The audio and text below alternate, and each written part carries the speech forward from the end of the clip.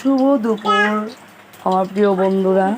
এই দেখো, আজকে একটা আমি নতুন রেসিপি করেছি।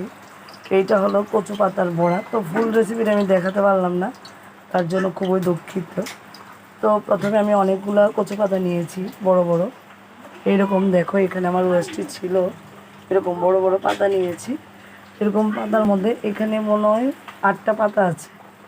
তারপরে সবগুলাতে ভালো করে পিঠালি, বেসন, চালের আটা, তারপরে দিয়ে এখানে গোলমরিচের গুঁড়া পেস্ট, তারপরে একটু আদা, রসুন খেলে রসুন, যারা নিরামিষ খায় তারা তো আদা, সব কিছু পেস্ট করে পিঠালিটা ভালো করে মেখে সবগুলোর মধ্যে ভালো করে লাগাতে হবে, একটা একটা পাতা করে।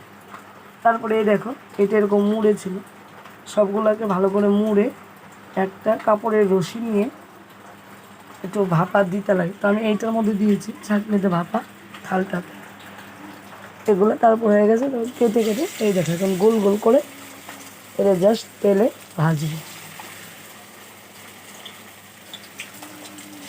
এই দেখো,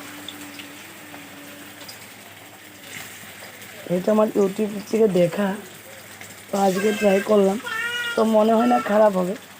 তো যেহেতু আমরা ঘরে 3 জন, আমি, মা, বোন, তার জন্য এতগুলোই করলাম ফার্স্টে। তো কেমন হলো অবশ্যই জানাবে, আমিও জানাবো তোমাদেরকে ভালো হয়েছে কিনা।